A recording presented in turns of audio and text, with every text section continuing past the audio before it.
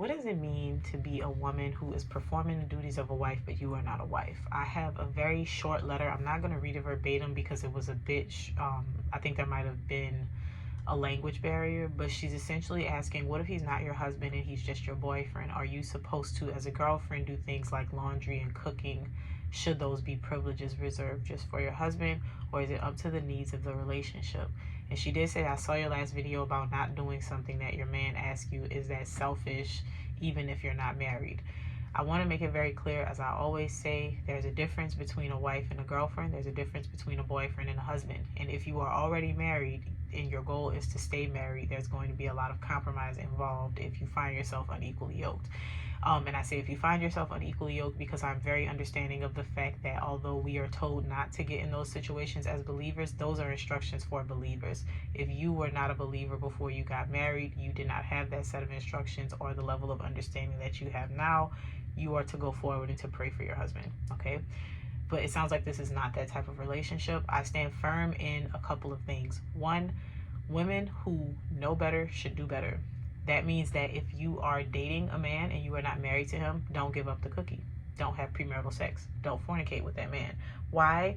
As archaic as it sounds, one, it's biblical. But also, we have much more level thinking when we are not being intimate with a man. I honestly, I feel as though intimacy is a gift that God gave us in marriage, because it is very frequent that intimacy, physical intimacy,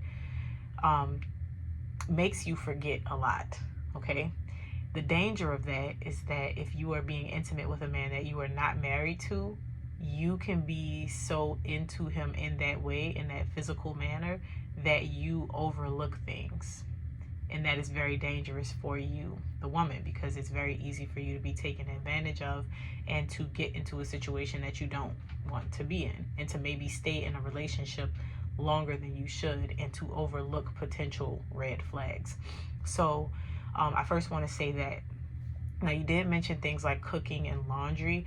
It's not that cooking and laundry are only reserved for your husband. It's not that you as a girlfriend should never ever cook or do laundry or service your boyfriend in any regard. The problem is when you're playing house and these things become an expectation. So if you are not married to this man and maybe y'all are living together, you're already giving him more than what he is deserving of, because we live in modern times. In the times of the people who we see in the Bible, there were no big extravagant weddings and it wasn't a big fuss. If a man went into a woman, that was his wife. However, we are living in times where we have things like marriage certificates, and we have the ability to even have a marriage in the comfort of our own homes. We can elope, we can go to a courthouse, all of these things. So there are options for you. But I do want to make the distinction here, and I want to say that there is nothing wrong with doing your boyfriend's laundry every now and then. If you want to help him out, maybe you go to his house. This is assuming that you don't live with him. I think that there's everything wrong with living with a man that you're not married to, because like I said, it can put you in a position of, one, overlooking a lot of things that you should not overlook, and two, it puts him in no position of urgency to actually want to marry you, because there's no incentive for him, because he's getting everything that he wants already. And that sounds sometimes like manipulation in games, but we also need to be clear about our expectations. So if you're dating a guy and you're living with him and you're having sex with him and you're washing his clothes and you're cooking his meals, why does he need to marry you? Why? And maybe he doesn't want to get married, but if you want to get married and he doesn't want to get married, why then are you playing house with him? Do you see the distinction? So there's nothing wrong with, you know, I have my place, you have your place, or maybe you're staying with your parents and you're dating him and you visit him from time to time and you're like, oh, you know, I don't mind helping to clean up.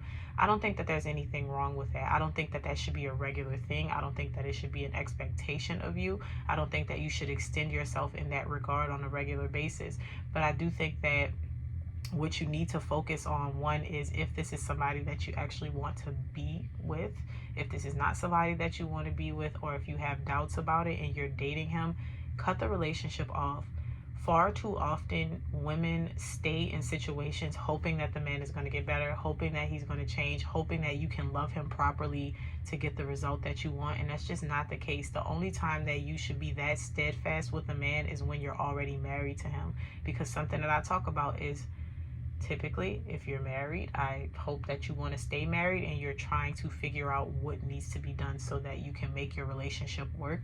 If you are not married and you see red flags, you see something that looks like a duck, it quacks like a duck, it walks like a duck, it's a duck, and you need to leave, right? So if this man that you are dating is encouraging you to do things that you feel are the duties of a wife on a regular basis, especially physical intimacy, and he's not wanting to marry you, if you were my daughter, if you were my friend, if you were someone under my care, I would tell you to run. And again, I want to make the distinction. I'm not saying that you can't do nice things for a man. I'm not saying that you can't cook a meal for him every now and then. I'm not saying any of those things, but I am saying that if you continue to blur the lines in your relationship between what you would be doing and how you would be showing up for that man and how you would dedicate yourself and submit yourself to him as a wife, if you keep blurring those lines as a girlfriend, there is no advantage. There is no reason for him to go and marry you. He might still choose to do so just for the sake of, oh, we may as well. But there is no incentive. And I don't want to make it sound like you're some piece of meat to be won on it's not like that. But I want to make it very clear that if a man gets married to be afforded the advantages of now having this lifelong person to be there with him and to be his helpmeet, and that is his benefit, why does he need to marry you if you're already giving him those benefits? Does that make sense? So similarly, and this doesn't typically happen in this regard, but if a man is providing for a woman and protecting her, and she's just like, oh, this is great. If she didn't want to get married and she was just like, I'm fine with you just providing and protecting for me, it would be the same thing. But that's not typically the case. Typically it's the other way around. And so if you are doing things that make you feel like, oh, I feel like I'm his wife and I'm acting like his wife and I'm not getting anything in return, stop. And I would say that if you have to stop, you're probably going to have to leave that relationship, because he's also well aware that you have been doing these things and you are not married. I'm not pressuring you into marriage. I'm not telling you that you should force yourself on him and say, hey, we need to have the conversation. I'm just telling you to be wise and don't be silly. So if your question is, how far is too far when it comes to these privileges, just understand the concept that you are a single woman until you are married. He is a single man until he is married. There are no boyfriends and girlfriends in the Bible. And of course, I'm giving you this perspective from a biblical perspective because that is typically where I give my advice from. So if you feel that there's an issue, if you feel like there's some overreach, if you feel like you're doing too much to be in the place of a girlfriend, you can have that conversation with him.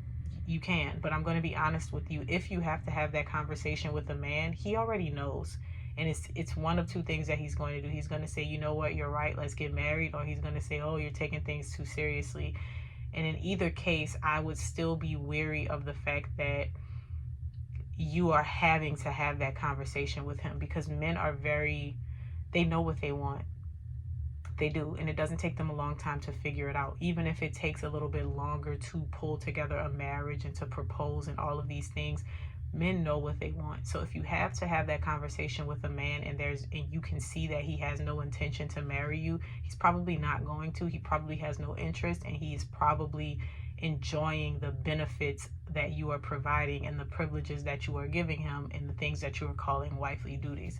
So I would encourage you to just take a look at that. And again, if you are a wife listening to this does not apply to you, because I typically give advice that is much different to wives. I typically encourage wives to be much more forgiving and understanding of their husbands than I do girlfriends.